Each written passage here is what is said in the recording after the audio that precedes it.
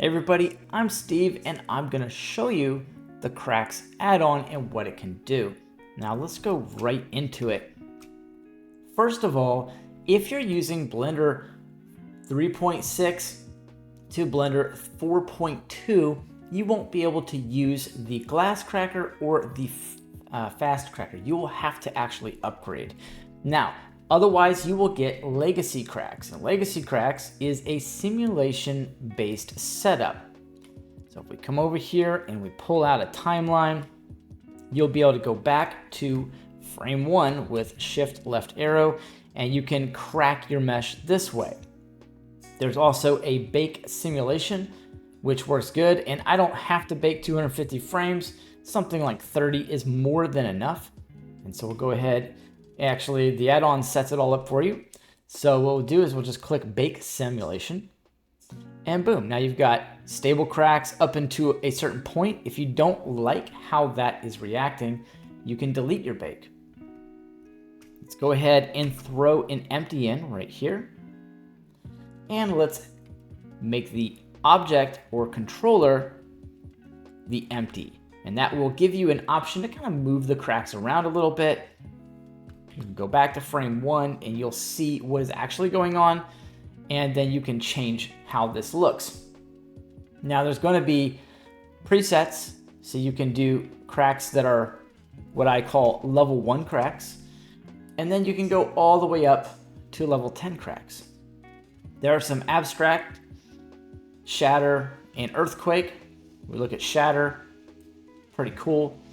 And if you go down to earthquake, it's going to be somewhat similar, and then the abstract cracks, and then everything is absolutely dependent on where that empty is if you're going to use it.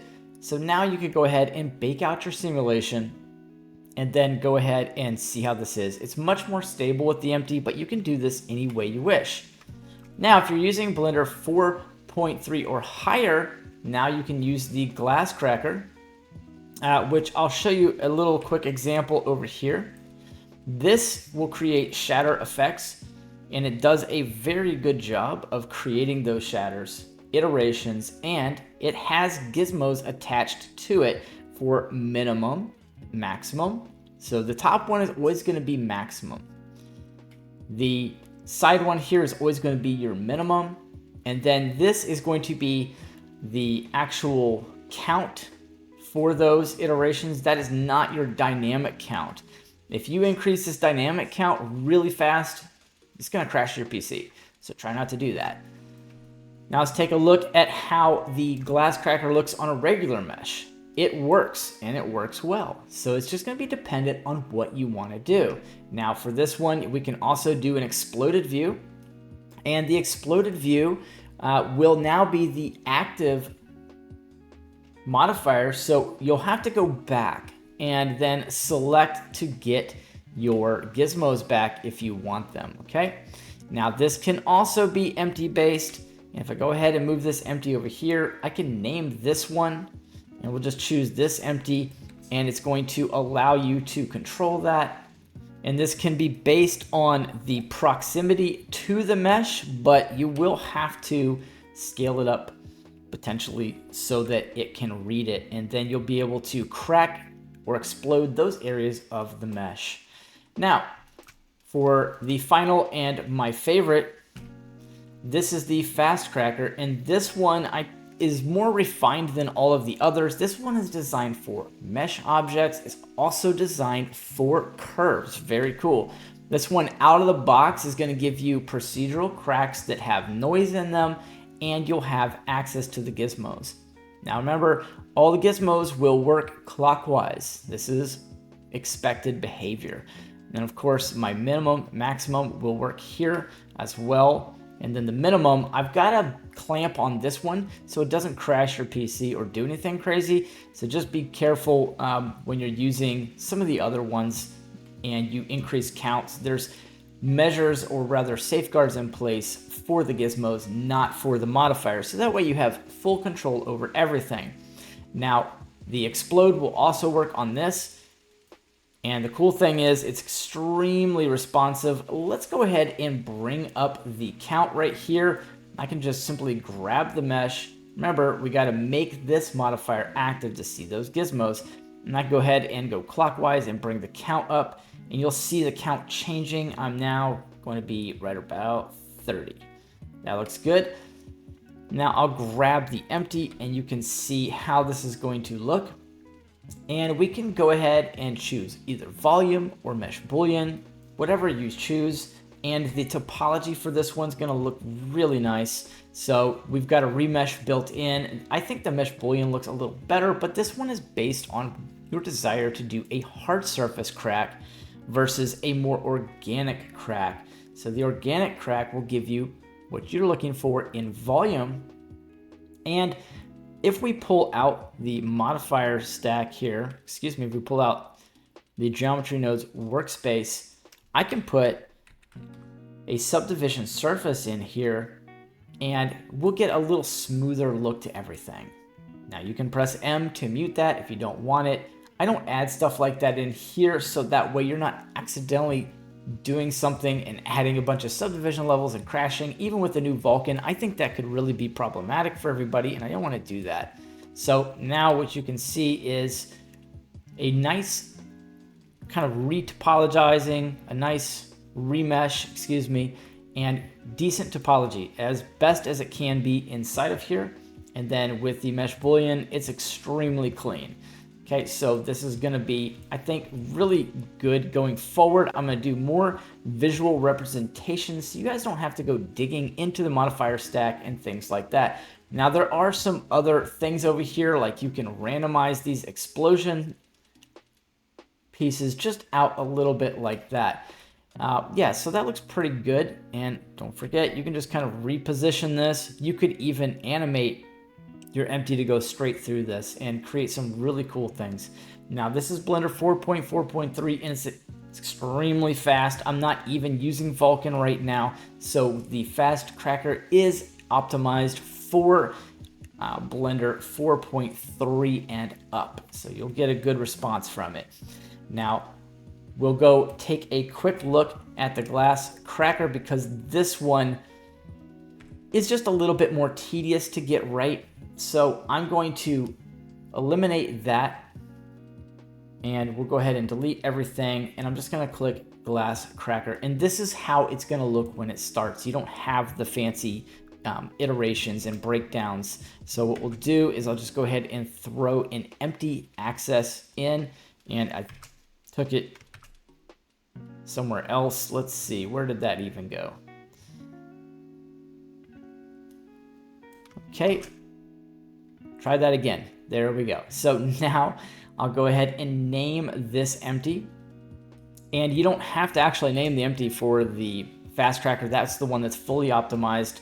These, I want you to see what the node group looks like. And right out of the box, you'll see this is going to give you some nice cracks. Let's take up a top view so we can really see what's going on. Now, changing the iterations, be careful, but you can do that. And you can do the same thing here with the dial. That's also going to work. And then, of course, we can bring up the max here, and we can bring the minimum here. Now, you'll be able to get those different variations. And if you drop down the menu here, you'll see you have a seed value and a number of other controls. The scale and things like that aren't really designed to be messed with, but if you wish, you can. And this is the one I say be very careful about because the count will definitely crash your PC if you're not careful. This is a totally different setting inside, and it's going to work on those individual iterations. Now for the minimum maximum, you'll have that over here as well. You'll have a fall off factor. You can kind of scale those cracks here if you wish. The probability will say, hey, I want the probability to be so much higher that these iterations are going to take place, and cut these individual mesh islands up for you and make them more detailed. So one thing you can do then is just shift this anywhere you want. It's going to be pretty cool. So you'll be able to do a lot. And I have keyframe outputs here. So you guys wanted to add a keyframe in, you can do that and start doing some basic animations with it. Now this covers pretty much everything that the Cracks add-on is capable of. However, If you were to get in here and start messing around with some of these other features, you'll see self-intersection. Under the optimizations, you'll see triangulate. This is going to be really important. So if you want a more game-ready asset, you can do triangulation, and it will do that for you. The separate mesh islands here and the delete outside points. These are very self-explanatory, and also there's an auto convex hull. So if the mesh shape is auto convex under the glass cracker, then it will automatically do the convex hull look. Let's take a quick look at that. So if I go ahead and pop in a torus, move this over, and I'll add the glass cracker, this is what it looks like if it's under convex hull. If it's under mesh boolean, it's going to isolate those cracks. Now, the one thing we really didn't cover was curves. Now, in using the fast tracker on a curve, if you click fast tracker and it disappears, do not touch the gizmos, you'll crash your PC. What you will need to do is come down here and add a little more depth, and that is just due to the fact that Blender needs a little bit more geometry for these cracks. And now, when you do this, you can go ahead and name that empty.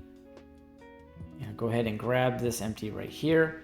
And as you move this around, you see nothing is actually happening. Well, we don't have enough turned on. Cracks are a little bit different on the curves. If you go ahead and turn this up a little bit, and let's move this just a little bit closer, you'll see we start getting cracks. And now as you scale this, it'll work. So sometimes you just have to kind of mess with that. And we have noise turned on, so the noise will work also. If you want the noise coordinates to also be tied to the same empty, it does make sense. So now you can kind of work it like that. Let's go ahead and increase the gap here, and I can bring this out and crack the whole mesh, or bring the minimum back. You won't have to do that. And then remember, clockwise is going to bring up the actual count here, and it does take a lot more, so don't be fearful. You could put in something like 150 instead of just spinning that thing a bunch of times. And so now we can go ahead and move this around procedurally and get different results. Now, does the exploded mesh view work on a curve? Well, let's find out. Looks like it does. Super cool. So now you can explode these out, and let's grab this, and we've got the random explode minimum and maximum, and you can kind of play around with how that looks. Now that just about covers everything. There is going to be an Alt-Y menu. You can change origin points, things like that, and there will be some other very powerful controls coming very soon. One of them is going to be some buttons I'm working on over here. They're not ready yet, but what it's going to do, if I grab the modifier and I would move the mouse wheel, it's going to open and or close and make active certain modifiers while you hold down shift. So it's not totally ready yet, so I'm not releasing that part, but there's a lot more coming. Appreciate you guys watching. Thanks for taking the time. And if you're interested in this add-on, first of all, please like the video. I put a lot of effort in, and I am just a solo guy. I do have a collaboration partner, but we each have our own projects a lot of times that we're working on, and then sometimes we'll collab on things. Whereas it's always a unified effort.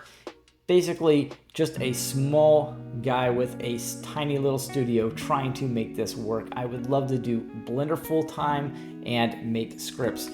We'll see how things go as I continue to build the YouTube channel and other things, and I really appreciate everybody being here. Catch you guys in the next one. It'll be on Blender Market, it's going to be in Blender Kit, and it's going to be on Patreon. I'll put all those necessary links in the comments if you guys are interested. Thanks. See you in the next one.